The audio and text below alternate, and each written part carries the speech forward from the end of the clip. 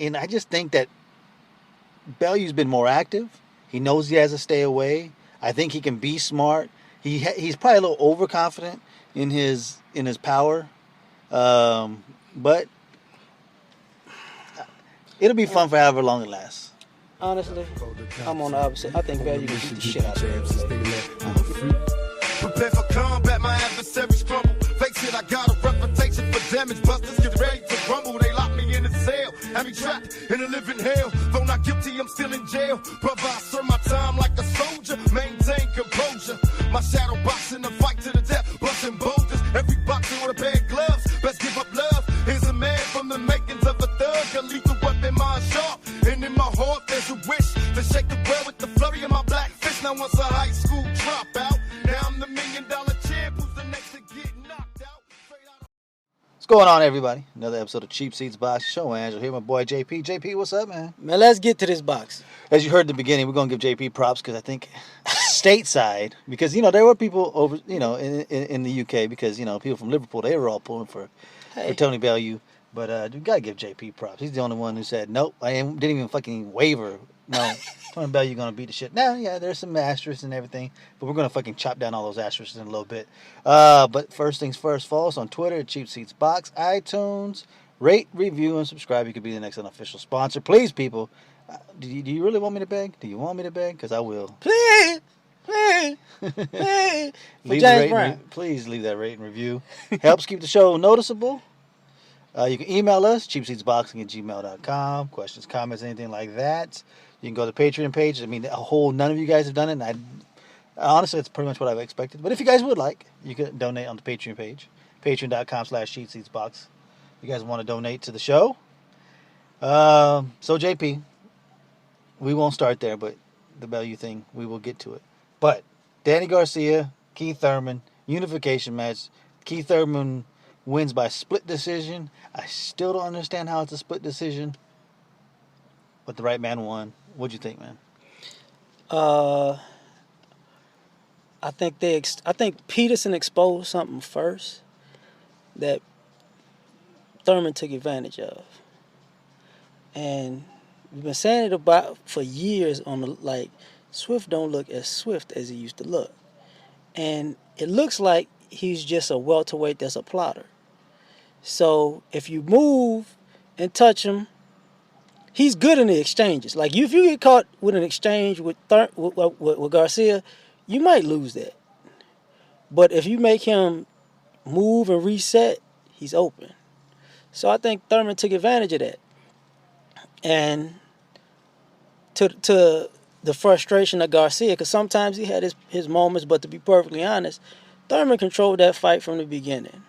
When the bell rang, he tried to take it to him in the first round to let him know, I got just as much power as you. That worked. After that, he just decided, look, I'm going to engage you when I want to. I'm going to disengage when I want to. I'm going to move when I want to. I'm going to get off first when I want to. And because of that, he controlled the whole fight.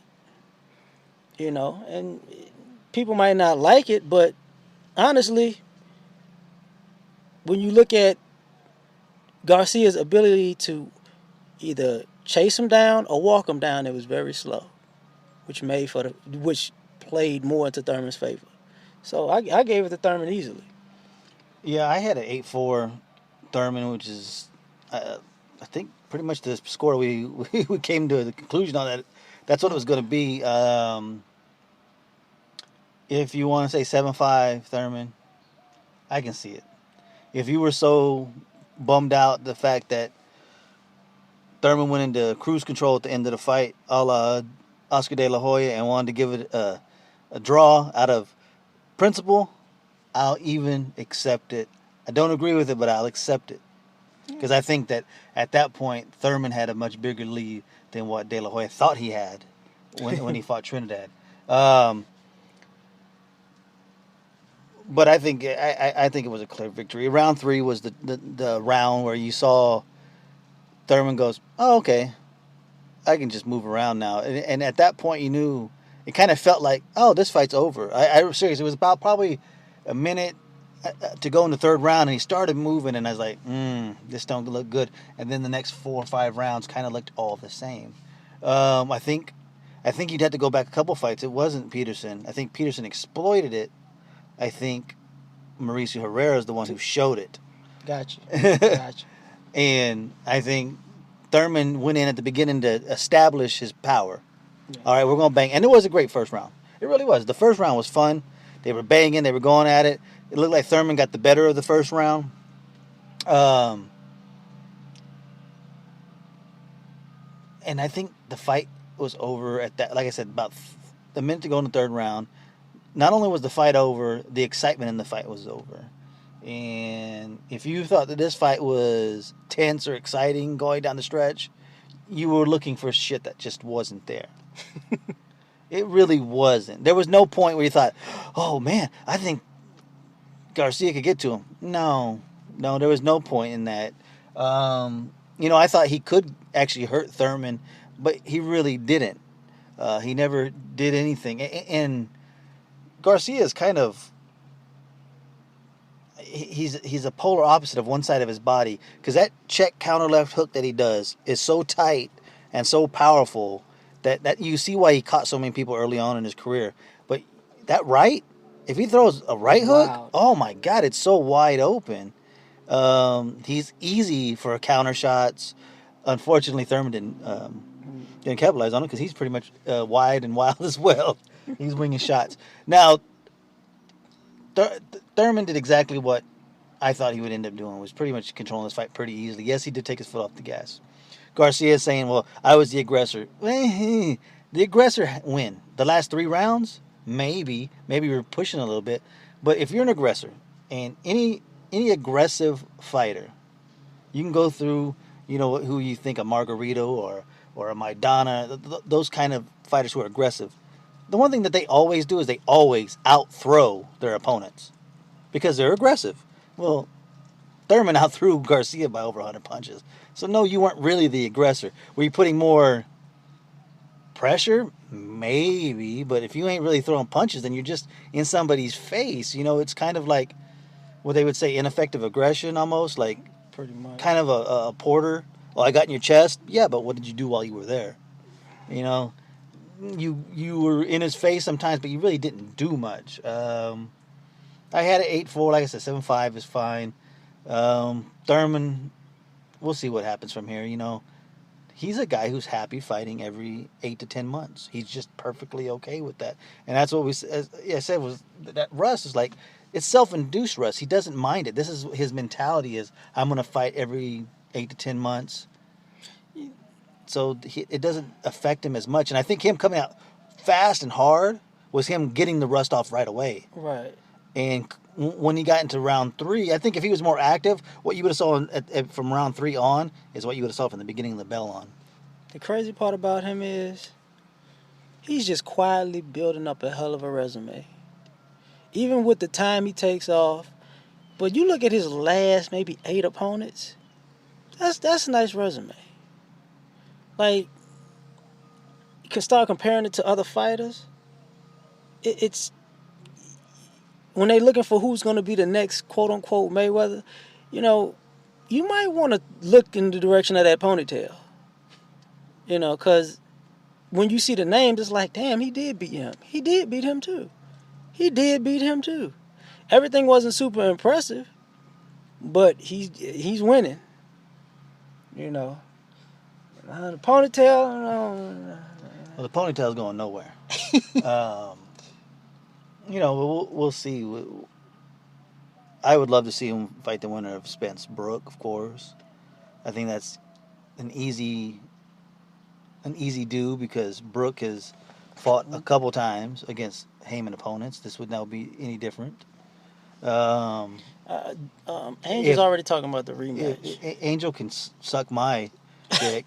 I fucking hate Angel. He needs to retire. Danny don't need to retire, but you can retire your stupid ass. The stuff that he gets away with is amazing, man. But for what? Did you think that this fight was ever in doubt? Is there anything that Danny showed you? You're like, you know what? He could capitalize on that in the rematch. Because I didn't see it. You know how like a lot of times you edge the guy who lost in the rematch. This is one of those fights that's like, I can't. Yeah, because here's the thing, and just like you were talking about aggression and effective aggression, just because you were going forward, that doesn't necessarily mean you're the aggressor, because he wasn't necessarily going forward when they were exchanging with each other. He'd go forward because Thurman like, come on, I'm gonna play with you a little bit. Okay, then when they start exchanging, if you notice, after they were done, either Thurman will move side to side or Danny will move backwards. Yep. So when a person goes side to side, they still say I'm game for it. If a person goes backwards, they like, hold up, I got to reset this shit. So the aggression also plays into it after the exchange, because that's what an aggressive fighter does. You hit me with 2 good shots, that's cool, I'm coming. Mm-hmm. But he wasn't coming like that, And that's the one problem about, sometimes we talk about aggression. People forget, if you just want to be old school or just straight up a older boxing fan, aggressive fighters used to get pissed when they get hit, and they used to come get your ass. They didn't go, oh, that motherfucker, he hit me with a good shot. All right, let me take about 20 seconds off and figure this shit out. No, they was like, I know you just didn't hit me. And you just look back in history. Everybody has that dog in them. Mm-hmm. You hit them 2 good times, you're going to see their eyes light up like, I'm going to kill you for this shit. I didn't see that out of Danny. I saw, let me walk over here slowly and chill out for a second. And I'm going to sound cold, but though I think that Matisse fight, he still remembers not being able to hear. Yeah. I remember I was talking about that one time. I was like, he ain't been the same since the Matisse fight. He didn't want to fight anybody who could punch. He probably lost 2 fights since then. Yeah. Now 3. Yeah.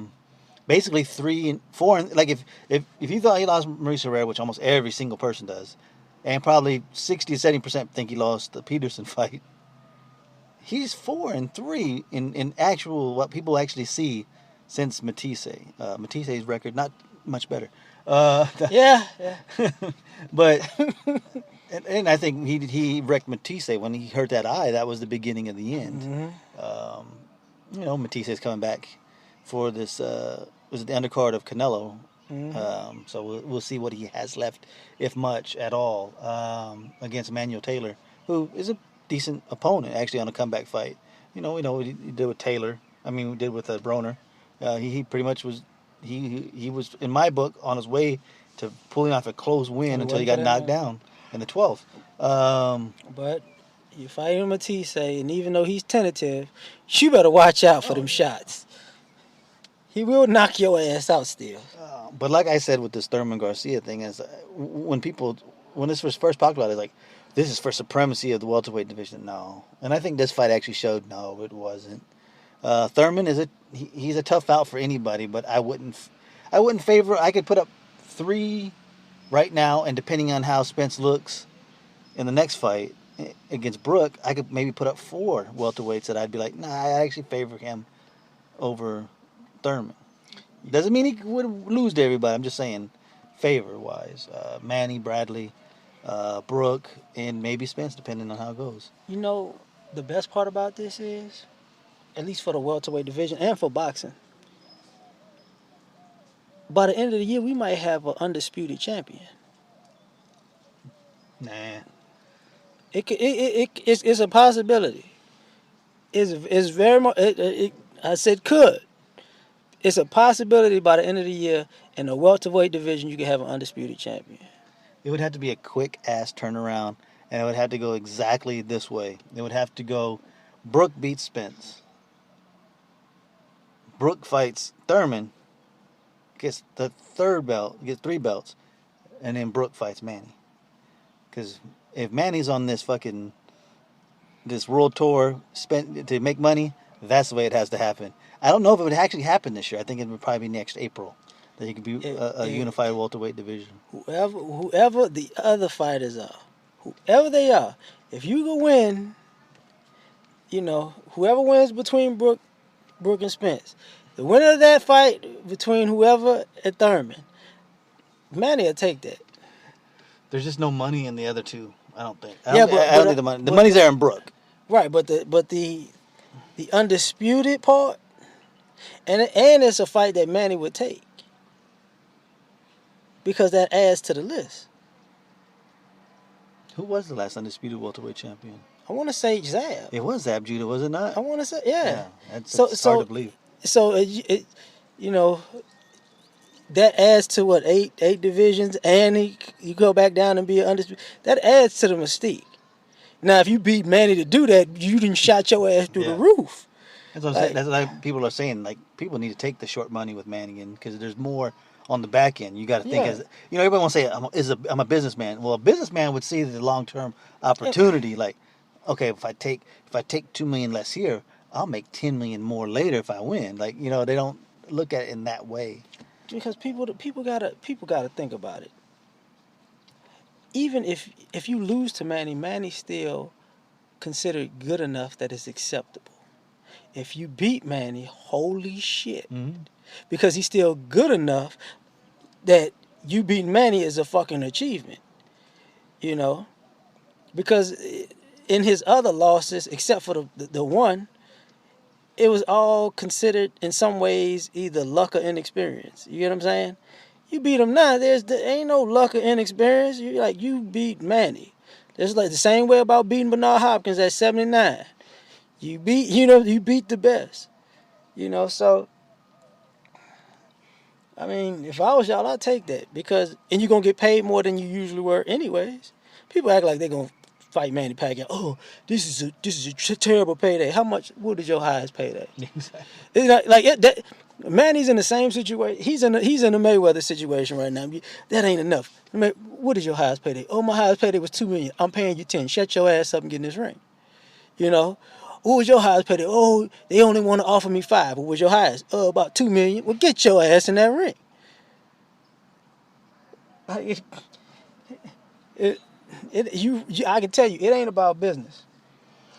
The undercard, Erickson Lubin, knockout win over Jorge Cota. I mean, this was what we thought it would be. Cota hadn't fought in a year and a half. He wasn't even really. I mean, I guess in the which one was this? WBC, yeah. I guess he was still ranked because this was supposed to be some eliminator, but I mean, he ain't fought in a year and a half. I mean, that's what you kind of expect. Lubin is still spectacular. He's still eye-popping. Holes, yes. Power, yes. Flaws, yes. Too young? Absolutely. He's too young at this point, I think. And that's what I said. If they do me a favor, don't step into the ring at this point with Jermell Charlo, because Jermell Charlo is probably going to pick him apart. I mean, he's not going to be able to just knock everybody out, No, he's not. But he is interesting to the point where does he hit that hard that you could see people outboxing him and they just start like, I don't want this motherfucker to keep hitting me with these awkward ass punches, because in some ways it looks like you can beat him. He looks very beatable. And then, I don't know what shot he hit somebody with, but every now and then he just get hit, and it's like, I don't want that one no more. You're like, what the fuck did he just hit you with? Because it looked like a regular, awkward, ugly punch. Like, what power is on the end of that one? And obviously, it's some masterful shit, because, everybody does the same little thing. Like, you realize you starting to retreat now, and I gotta say, Lubin got a killer instinct, because he knows when he hits somebody with one of them awkward ass punches, and got him now. Because he's just ready to finish, and he throws about 10 more ugly ones, and eventually people just fold. But do I think Charlo's gonna do that? No. No. Now's not the time. I think it's a little too early. What is he? He's 21. Hey, he's gonna go. I mean, it's a little too early for that, as far as I'm concerned. I mean, that's just my opinion. I mean, that don't make the shit right, but I'm just saying, it seems too early, man. Also in the undercard, I didn't see it. I actually did see pieces of it. Actually, I looked it up. It did take Fonfara a long time to get to Chad Dawson. He stopped him in the 10th and final round. And that's what I was saying. It's like, he's going to make this shit harder than it has to be, because he's going to start slower. And he did. He had some aggression, but he would back off. And you could see that from far was trying to get used to the new style, but that is pretty much the end of Chad Dawson. Damn. 10th round knockout. A mercy stopping at that point.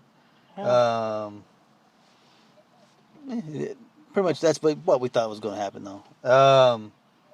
Yeah. Let's go overseas. We'll start at the bottom. Sam Eggington stops Molly Malignaggi with a body shot, and Paulie announces retirement. I give Paulie shit, and Paulie deserves the shit he gets because he's he's like talks out of both sides of his mouth. Very hypocritical with what he said over the years.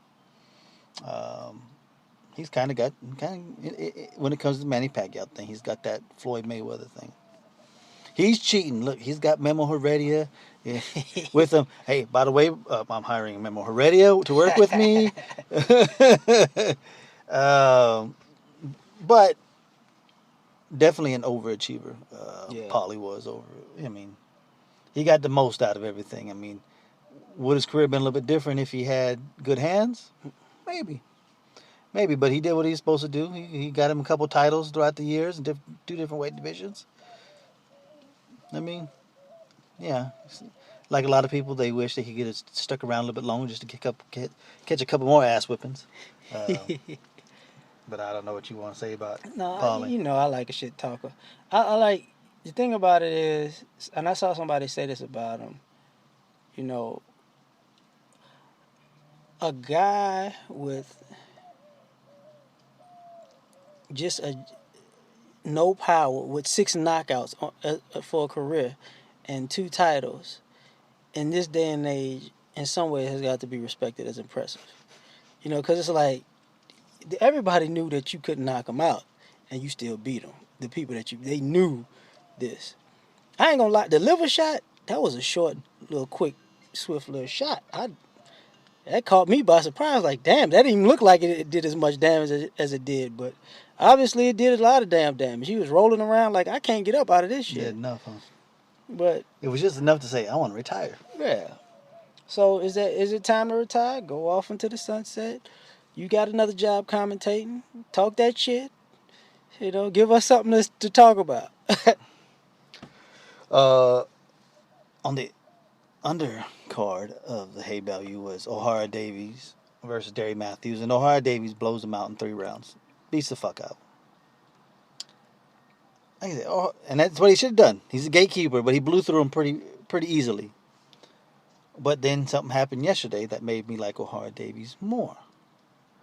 And I tweeted out, like, my respect level for O'Hara Davies went up.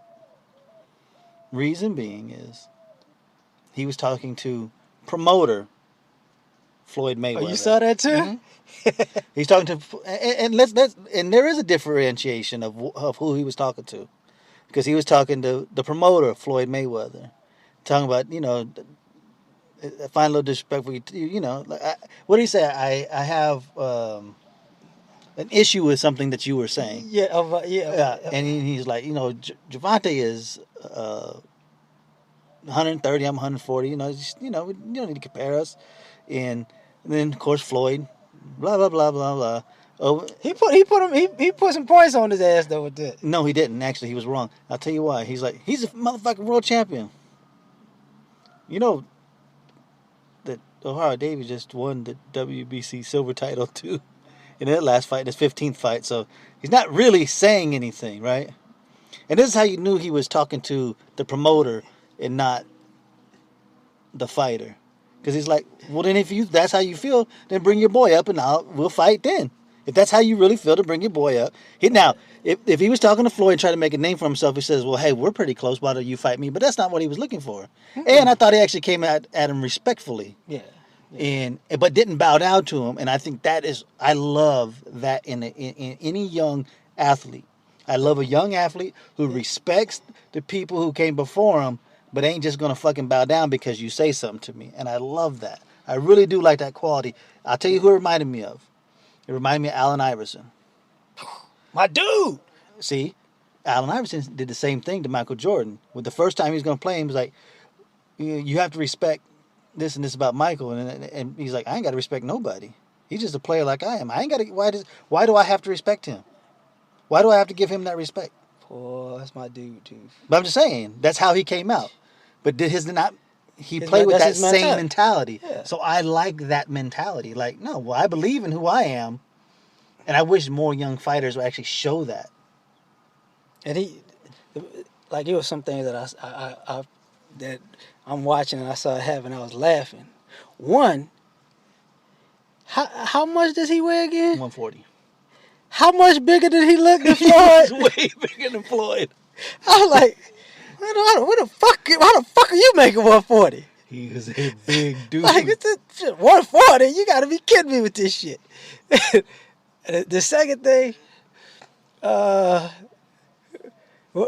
the end of it, Floyd was like, he looked at him, he said, just how I know this fight can happen in the future. He looks at him, he's like, when I fought Zab Judah, yeah, I was 130 before I moved up. You better look at that. I'm like, okay, this motherfucker, he is lining this shit up. Like, keep talking this shit, you gonna get this fight. No, but you know what?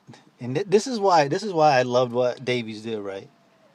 He did what other fighters couldn't do. And this is something I've said about Floyd a long time ago. You have to get him on the defensive. He's not used to being on the defensive when it comes to shit talking. He's used to being on the offensive. And you could tell by the way, because Davies was talking about me and your fighter, and all of a sudden Floyd had to bring himself in. When I didn't, no. When you fought, no. Let's be fair, Floyd. Yes, you came up from 130, but Zab also came up to 147 where you both fought. Okay, it wasn't, and he just lost to Baltimore before you fought him. So stop. He got under your skin. That's what I'm saying. I loved it. But realize if Gervonta goes up to 140. He ain't fighting a 140 fighter. Zab and Floyd around the same size. That motherfucker is at least. You remember Bad Boys? Yeah. How old are you? I'm 15. Motherfucker, you at least 30. That motherfucker at least 165. I'm telling you. Give me a hard Davies by stopping. Well, he's so wild and unorthodox. He really is an unorthodox fighter. He's flawed and fun at the same time. He did what he's supposed to do with Derry Matthews. Yeah. But the way he handled himself, oh yeah, I'm watching his ass from now on. It's epic because when you can shit talk with the best, then that means you're pretty sharp. So when you can shit talk with the best, and that's the one thing about, I talk about trash talkers. Just like you said, they'll be respectful, but they gonna hit you with some shit. You like, like I said, Floyd hit him back with some shit, but it's like, this is gonna be interesting. Yeah, because this is gonna be interesting. He really did get under his skin. Yeah, like this is because that's what I was like. And the third thing I saw is after he told him that when he fought Zab, he went up. If you notice, he walked off. And then he was like, motherfucker, he about to turn around. Like, let me get the fuck out of here before I say some shit. And I said, you know what? This is going to be fun. So I know he going to go back to the gym. He go, look, this motherfucker over there talking all that shit. He gonna fight some. He coming to the doghouse. I'm telling you. Now, if he don't wind up fighting somebody at TMT, don't be surprised if his ass winds up on TMT. Well, and I think the whole point was Floyd is supposed to open some gyms over there. Mm-hmm. Now, if you don't notice... Now, I don't know. You may have not seen him. I seen him one day. Me and my wife went driving around Houston. He's opening something here in Houston. That makes sense. Now, it hasn't been announced. That makes sense. But when you're driving on the 610 loop and you're going by Reliant Stadium and you see this gigantic sign and all it says is TMT. There's nothing else. My wife's like, what the heck? I don't even know what the hell that means. She doesn't know. So, what the fuck is that? I said, that's Floyd Mayweather. So then we're coming back. We're going back into Katy from Houston.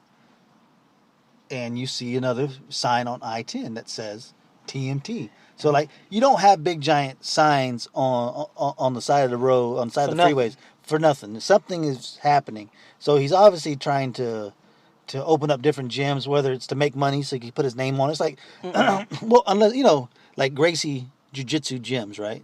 They don't always have a Gracie in there, but, it's a Gracie gym, So, I don't know what the whole thing of it is, but I've seen his signs around Houston. I mean, I don't want to be preemptive when I say this, but he's at the point where he has enough money and he has enough business savvy and he has a good enough team. So the one thing I do know about some of the ways he moved from people I knew people I've known who've run across him from time to time, or know who've run across from time to time, is he used to move around a lot. You know, you remember he's from Michigan. He lives in Vegas, but he has connections here in Houston. L.A., Miami. He's D.C. He moves around a lot, just as a fighter, just as a partier. New York. He pretty much at this particular point is like, okay, you know, he's creating his own AAU of boxing. That's what it looks like. Because there's a lot of places who don't have their boxing talent isn't shown because it's not necessarily a boxing town. People sometimes have to leave their city to be a boxer. It's rare to find a Terrence Crawford. It's rare to find an Errol Spence. You know, they got to go all the way to the Olympics. You can't, when you come across people like Bernard Hopkins, think about if Bernard Hopkins lived in fucking Sarasota, Florida. You think he would have been able to be a boxer after going to jail? Probably like that. It's being in Philadelphia that kind of helped that situation. So I think he just sitting here like, okay, I know this town pretty well. I know that town pretty well. I know they got fighters here. Because you got to remember, Houston, boxing-wise, prior to the Charlos, is pretty much the town of George Foreman. You know? Now, look at that long stretch when you think about Houston fighting. Juan Diaz. Juan Diaz. Wrong. So I'm wrong. George Foreman. Rocky Juarez was from here, too. He was? Yeah. Ain't that a bitch?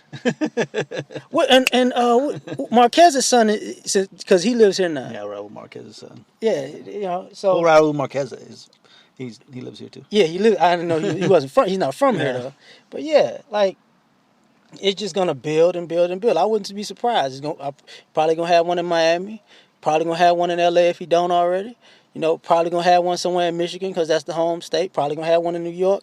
You know, because he has real estate in New York. So I wouldn't be surprised. You're gonna have a, you know, TMT worldwide. But is that like Prestige Worldwide on Step Brothers? No. But him and Ellerby on a boat? Boats and Hoes? No. Boats and Hoes? Damn, I don't know about boats and hoes. I don't even know if he like boats. But the hoes, yeah, he got them strippers, boy. You know, two black guys on the boat. They're gonna be wearing their safety vests the whole time. No, we don't do no vests. Ain't swimming. We don't need vests. We don't need vests. You know why? Because if we get on boats, inside. We're not getting to the club. The water's over there. That's cool. We joking about the motherfucker was swimming in the ocean in Florida a while back. But you know, that's what I think he's gonna do. That's my opinion. You know, because at the end of the day, that's a prime way to pick talent. Because if you got if you and Heyman have pretty much become a face of boxing,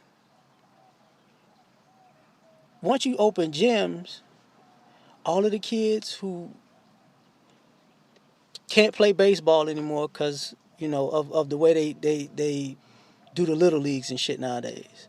All of the kids who parents, you know, might not necessarily let them play basketball or football, or they can't run them around seasonally like that, or the AAU problems because you got to have all these connections. You know, same thing with the football kids. Same thing with the track kids. It's going to just kind of be a recreational thing, and you're going to wind up finding a lot of diamonds in the rough. Mm-hmm.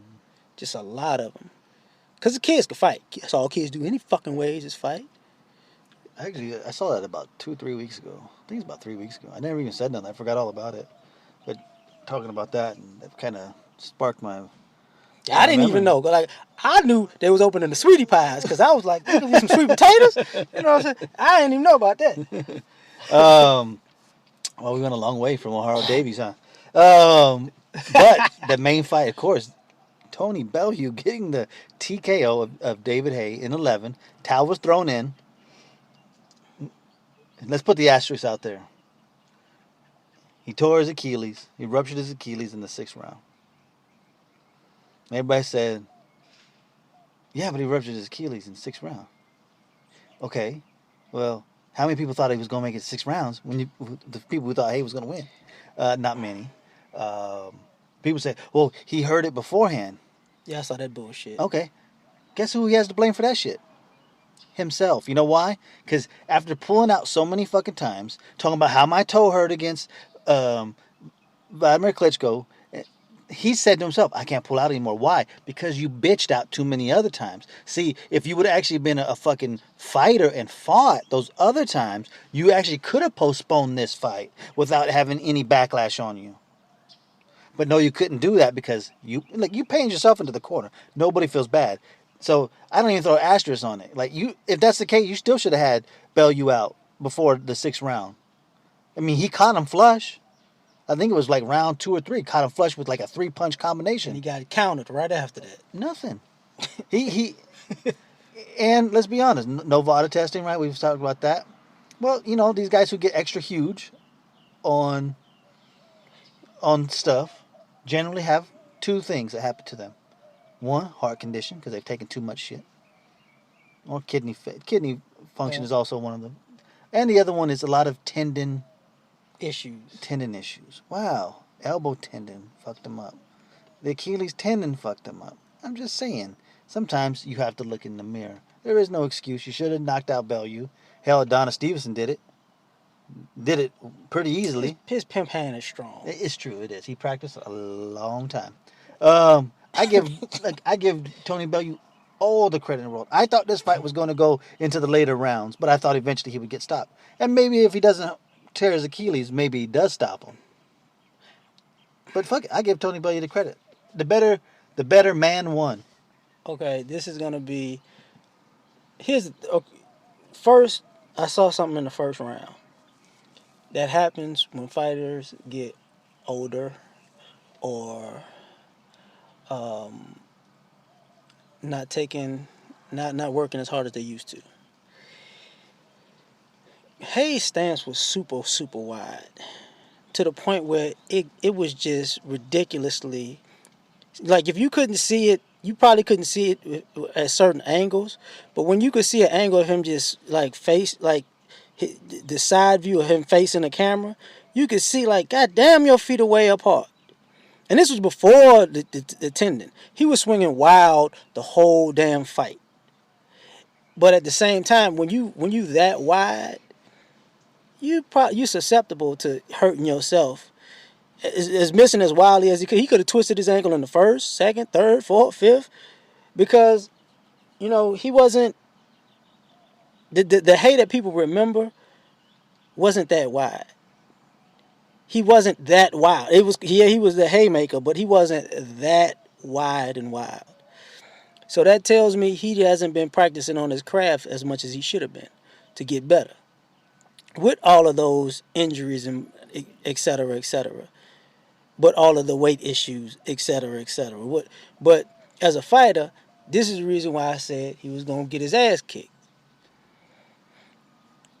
Mike Tyson, as an older fighter, Victor Ortiz, and David Haye have this same thing. If I can't knock you out and finish you early, and you in there, that's when the shit goes downhill for them. Now, Tyson's the only one out of the bunch that didn't really get so away from his own style that he got super wide and super wild. He still wanted to keep you in his wheelhouse because he knew in his own abilities, no matter how old he was, if I catch you with one of these shots, your ass is probably going down if I catch you with a real good one. But the other two, it's just after the bully phase was over, the shit just goes downhill. And that's a mentality. That ain't got shit to do with his boxing ability. If you stick in there past David Haye's skullduggery, the shit's over. And that's a mental thing he has to get over with. All the other opponents that he has to deal with, that's all they got to remember. Okay, we 4 rounds in. He ain't knocked me out. Now what? What you going to do now? And he's just going to give it up. Because that's what the haymakers and throwing the wild punches is about. I'm going to scare the shit out of you. I'm going to hit you with one. He hit Bellew. And Bellew's like, oh, that's cool. Take this one with you. And that sends a bad message. Because he's like, this motherfucker took my shot. And he hit me in the mouth with this shit. This is not how it's supposed to go. Yeah. It's got to do something to your ego when a fat cruiserweight takes your punch. And he stunned him, but he wasn't in trouble. Um, I loved Bellew's face when the when the tender did pop. He looked like, look like I'm gonna jump on your ass now. Huh? You see, I don't care about you. Yeah. Um, I didn't watch it all. The thing that I turned it off as soon as they threw in the towel because I was watching it. I was watching it on my iPad because they had a crystal clear one on Twitter that was just mwah. and once they threw in the towel, I just turned it off. Oh, all right, cool. I saw what I needed to see. But they were saying that when Eddie Hearn came out and he was I was listening to guys on New Age Boxing podcast. I'm gonna bring one of the guys on pretty soon, talk some UK boxing. Cool. But they were talking about the thing that they don't like Bellew, but the one thing they did like was when Hearn came out, he kind of and want to celebrate. He kind of pushed Hearn away, like, no, I'm gonna go see if this dude's okay first. Let's not celebrate over his fucking body. We do realize that he was hurt, so let's make sure he's okay first. Then we'll celebrate. I thought that was pretty cool by Bellew. I don't have a problem with Bellew. I actually like his shit talking. I actually think it's fun.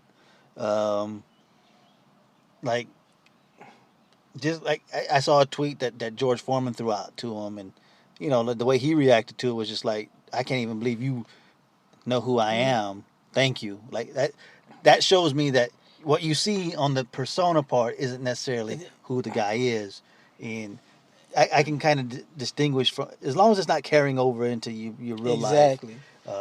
You know, that's my issue. That's why I like trash talk, because a lot of times shit talkers aren't necessarily who they appear to be, you know, persona wise. Mm-hmm. You know, old story real quick about Deion Sanders sitting in it when he went to Dallas. Deion Sanders used to have that golf cart, and he had a blinged out golf cart sound system, and Michael Irvin gets in the golf cart with him. Michael Irvin thought, he says, I'm sitting in the golf cart, and he has a laptop in the golf cart, and the laptop is having receivers running their routes. And he's like, wait a minute, is this the fuck you been doing this whole time when you been riding? I see you on TV doing this? He's like, yeah. He's like, motherfucker. Because the persona gets your attention, but you have no idea that the person's really like a blue collar person. Like, I'm just taking y'all off the fact that I'm doing this real work. That way you don't pay attention to this is how I'm going to kick your ass when I see you. But, you know, when people do become their persona, oh yeah, I'm like, this motherfucker. Yeah. That's why I have the issue every time. That time, Broner, you got to grow up, because the persona is going to get you paid. Mm-hmm. You being your persona is going to get your ass kicked. And locked up. Yeah, shot. Yeah, exactly. Like, it's stupid. But much respect for Bellew for that. Much respect for Haye for even continuing after the pop. Yeah, he fucked himself up with all the bullshit he was doing prior to that. But if you tough that out 5 rounds, you know what? Let me tell you something. That shit hurts. Yeah. Oh, I can't even imagine the pain. And you know this part had to come about, right? Was after that happened, maybe he's in the hospital room and everything, like, I can't believe I was fucking tweeting out pictures of my fucking toe. You know what I mean? Like, it's partially karma. That's very true. I'm just saying, like, oh, this is what a real injury is in the ring. Not the bullshit I was talking about. Trying to make an excuse of why I fucking laid an egg against Klitschko. First of all, he ain't gonna be back in the ring for a long time. He's at that magical age of 36. So that's that special age I was talking about with the Triple G Canelo thing, where they're, even though they're saying that they're close, I still think that I got to stick with my prediction. Goddamn it, I can't change it. That they're going to push till he's 36. It's a special age. They better hope for either 2 wins or 2 losses to make this super fight happen. I don't know what Bellew's going to do. And there's a guy who's honest. Hey, I'm just in this to get paid. I made money now, and my kids are okay. Well, guess what? Now he gets to cash out one more time. You think he ain't talking to Eddie? Hey, once Anthony Joshua beats Klitschko, I'll go ahead and take $4 million to get knocked out. I'm good. I'll go the Prince Charles Martin route. This what Bellew needs to do. He needs to knock the shit out of Michael B. Jordan in the movie and fuck up the whole ending scene of losing the title so he can be in Creed 3? No, don't you understand? Look, if this is going down the rocky road, we already know what's happening in Creed 3. It's pretty Ricky Collins going to train Adonis Creed for his new white. Now he's going to be having to face a white guy with a mohawk. You know. Oh, he gonna Clobber. Yeah, he's gonna Clubber Lane. He's gonna have the white Clubber Lane, and he's gonna need somebody to teach him how to bang. Not just be pretty. You know, because he needs to be pretty. He's gonna fight Ricky. A beefed up Conor McGregor in the movie. Yeah, see? God damn it! Man, I got this whole thing. This is genius. Now that we're getting back into this Russia thing, that Russia's not working out. Guess where Creed 4 is going? To Russia. Nah. Well, no, yeah, because of Povetkin and the steroids and Drago. And, see?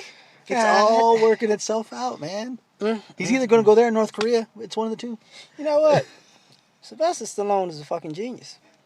This happened. He predicted all of this shit. Making this money. Making that money. This weekend, we'll run through it. There is a ton of fights. Well, let's give props to Clarissa Shields. She's headlined the first lady to show the headline show box, I think. I think that's right. Because I could have swore Christy Martin headlined a Showtime card before.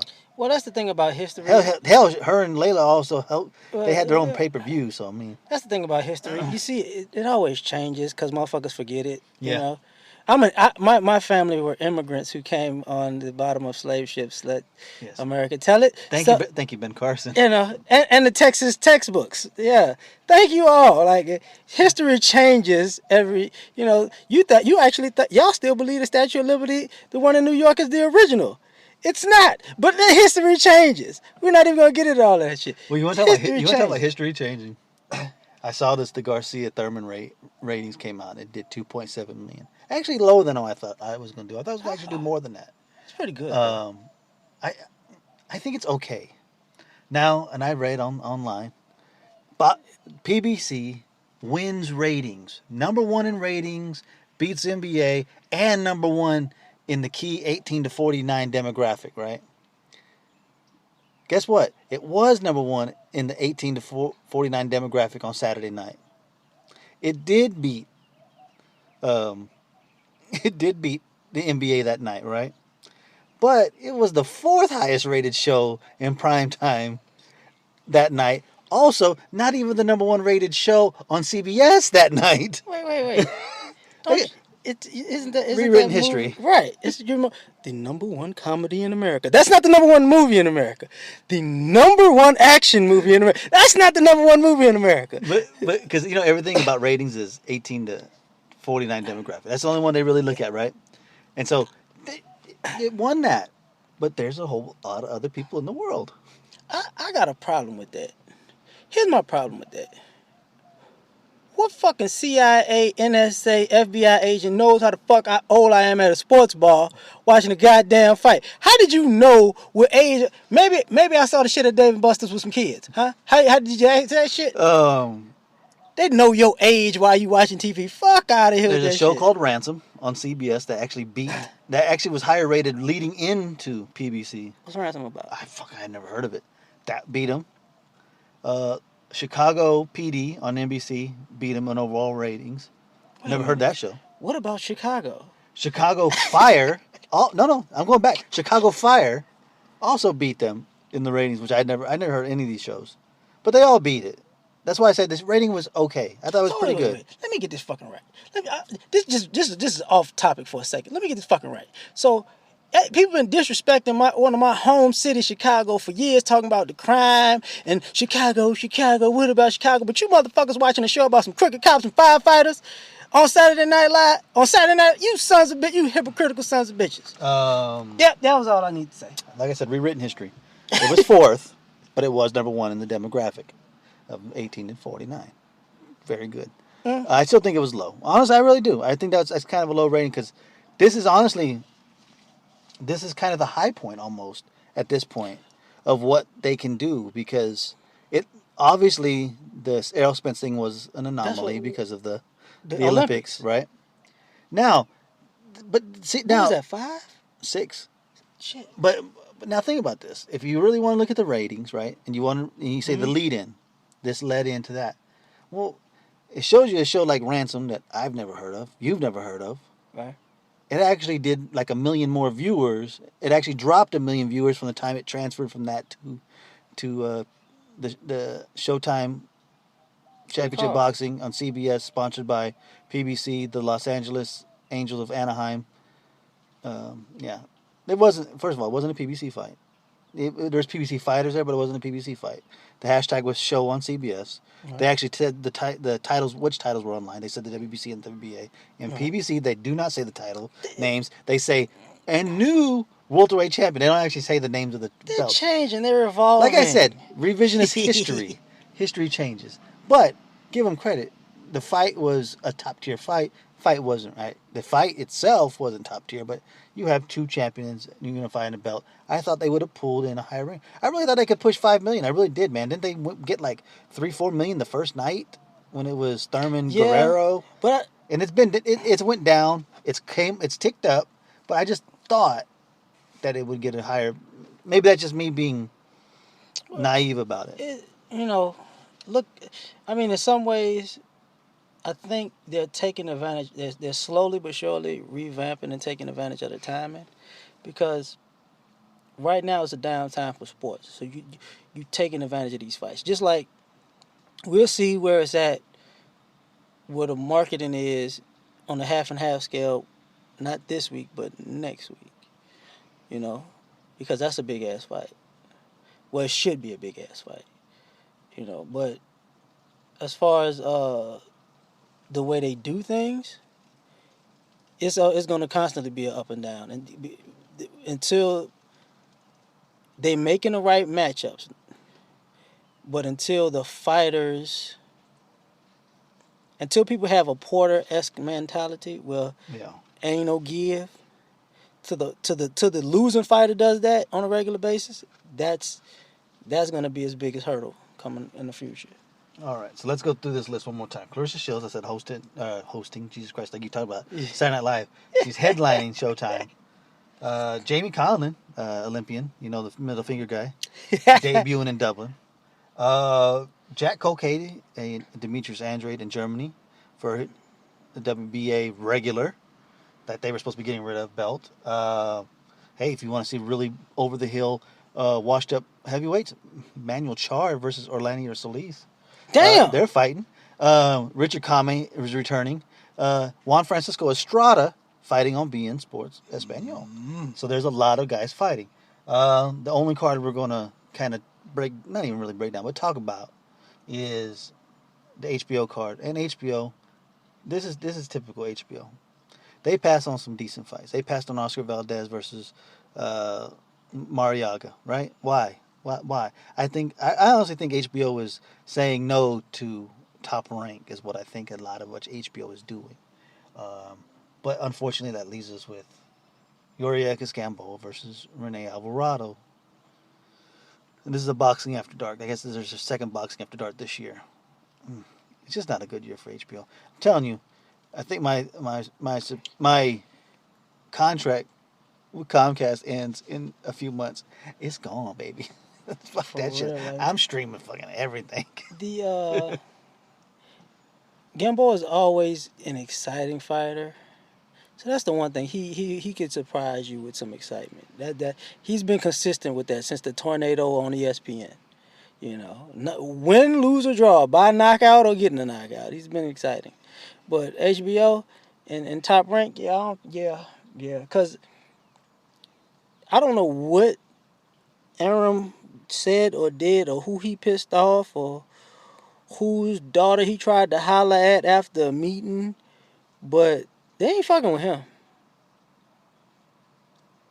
And if I was Eddie Hearn, DeBella, De La Hoya, what's the lady's name?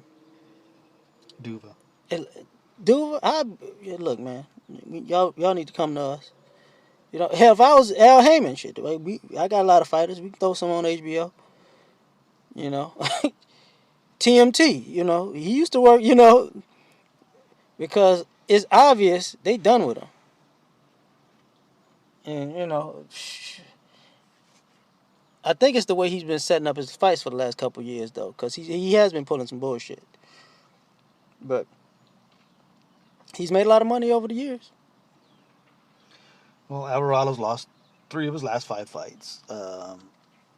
He's a tough enough fighter, I guess, for a long ass layoff. Damn, how long ago was the fight he won here? Who? Which my? No, you're thinking Mike Alvarado. Oh, okay, I'm about to say, you're dude, wrong, last fight, Alvarado. what the hell happened? no, Rene Alvarado. Yeah, I'm sorry. Smaller What? guy. Look, and fighting at 135. I'm pretty sure that's where those fights at is 135. I mean, he got dropped by Jojo Diaz at 126, so He gonna get dropped he's again? probably gonna get dropped again. Let's be honest. Got knocked out at 127 by some dude I've never heard of.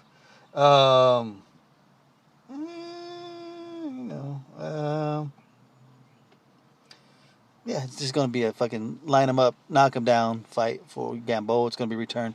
Let's see if he fights within the next 16 months again. That would be an upgrade. Who did he sign with again, though? Golden Boy. He'll be back in about 3 He'll months. be back. He'll be back. If he's not, he's done. Nobody's going to touch him. The fact that Golden Boy even touched him is kind of shocking. But there's something to be had there. David Lemieux, that's the headliner, versus Curtis Stevens. Yeah, I'm bugging. I'll give HBO credit. Their first card, a Boxing After Dark, with Berchelt and Vargas, and why can't I think of the Japanese guy? No, it's not No, but anyway, they're throwing bangers on at least, because Lemieux Stevens should be a fucking not. I mean, pretty much. It kind of has that feeling that we're going to stand in the ring, we're going to swing as hard as we can, and we're going to see who can take it the longest. And that's how this fight feels. Maybe it could be a candidate for a Hagler Hearns best fight under 3 rounds. Because this shit ain't going to last. We'll see. I don't know. It's got a chance to last, man. I hope it doesn't. They both lasted 8 with Golovkin, so. Right, but okay, Lemieux doesn't know anything but swing for the fence. Stevens is pretty much near the same thing. So somebody's getting knocked out. I don't even know who's getting knocked out, because it just depends on who gets caught first or gets caught with the hardest or the shot that they didn't see. Somebody's getting knocked out. You flip a coin. There really isn't much to this fight other than, I think, like most people think, Lemieux's got a little bit more layers to the game than his game. Now, they're not very layered fighters, but he's got more wrinkles than Stevens did. Yeah. But can he hang with Stevens' power? Can Stevens hang with Lemieux's power? That's this whole fight. I guess if it goes into the later rounds, if it goes past 7 rounds, I think Lemieux's got this fight. Even though Stevens tends to carry his power longer, I think. Who you got, man? I don't know. This is what I'm gonna call. This could be a fight where one fighter rocks the other, and trying to finish him get knocked out. That's why I can't. I got knockout to win. That's who I got. Knockout to win. It does. I think somebody's just gonna charge somebody. You're gonna get cracked. You remember the first round with who is that? Jacobs and Quillen. Somebody's gonna get hit that hard where they hop, and it's gonna turn into one of those fucking fights where it's over, and then you pow. Oh, it's over the other way. The Pacquiao Marquez ending. You're like, what the fuck just happened? It's just a dangerous fight for either fighter. I'm gonna go ahead and go Lemieux. Gotcha. I'm gonna go knockout. 7. I'm gonna go knockout. 5. I don't know who. Fucking the ref might get knocked out. Somebody's getting knocked out. Definitely a possibility. um, but I'll give HBO credit. You're getting entertainment value. You may not be getting top tier level fighting, and that's where Showtime has really beat the shit out of HBO the last 8-10 months at least.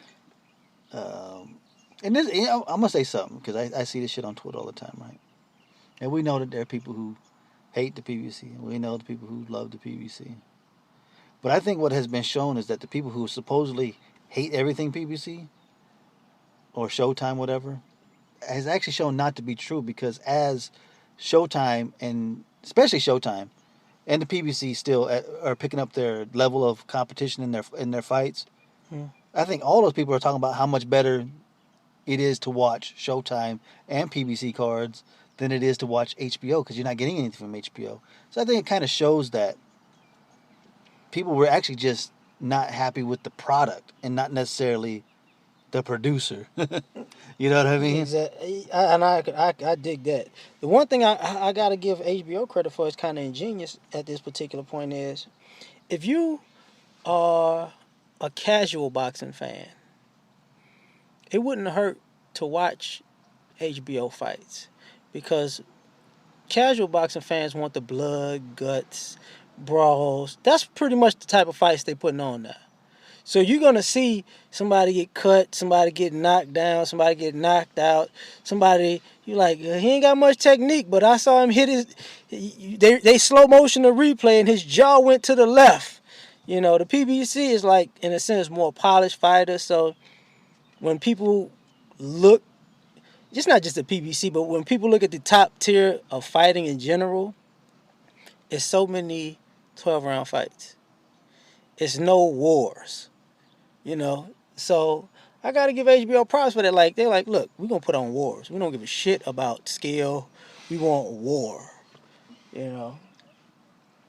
So if y'all want war, go that way. Mm-hmm.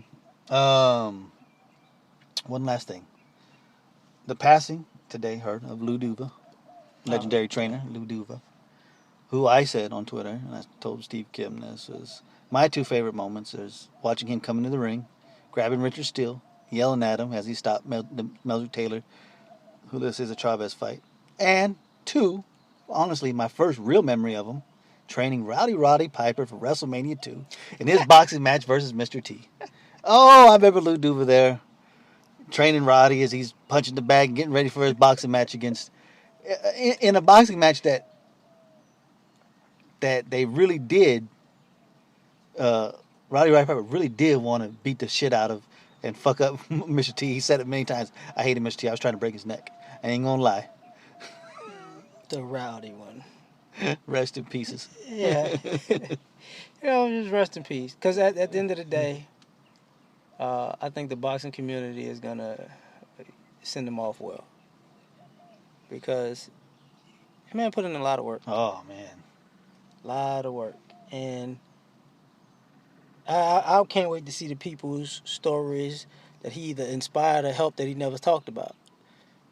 And that's the one thing about when people pass, that's the one thing I like to see. Like, you be like, how did y'all have a... You know, that's going to be the interesting part of it. But rest in peace. And by the way, they actually did squash all that beef later on. And he talked very nicely about Mr. T before he died, actually. Before Roddy Piper died. He said actually he was a great man. He was kind of, they said he said he was kind of diva-ish during the WrestleMania days, and he's like, you know, old school wrestlers, they don't take too kind of that. But I just that was always my first real memory of a boxing trainer was seeing Lou Duva train him. Like Rowdy. You see, I was always big on the Macho Man. I was big on Ultimate Warrior. I was big on Ravishing Rick Rude. Rowdy was never really in my Sting. Yeah. Rowdy he was the best bad guy ever, man. He was a character, though. So we'll close it out there. R.I.P. Lou Duva. R.I.P. Roddy Piper, man. All right, yeah. No. They're training together again. They're training for his next fight now. He's like, damn, Lou, I've been waiting for you. And Lou was only 84 years old. I'm trying to figure out how the hell is he only 84 years old? He looked 84 in 86 when he was training Piper. That's crazy. You know what? Everybody needs to know this. If you get into boxing workouts, it might not work well for you if you're a fighter because that's the damage you take. But as a trainer, you live pretty old. You know, Rocky's trainer was 176. All right, we'll cut it off there. You can follow the show on Twitter, Cheap Seats Box. Email the show, cheapseatsboxing at gmail.com. Patreon.com/cheapseatsboxing if you want to donate. And, as always, please rate and review the show. Helps it keep it more visible. You would be the next unofficial sponsor. We shout you out. We will give you that episode. That's how we do it. Anything else, JP? This is where the fighters fight and the fans commentate. And we do it just like you for the cheap seats because we ain't buying no tickets. God damn it. Peace.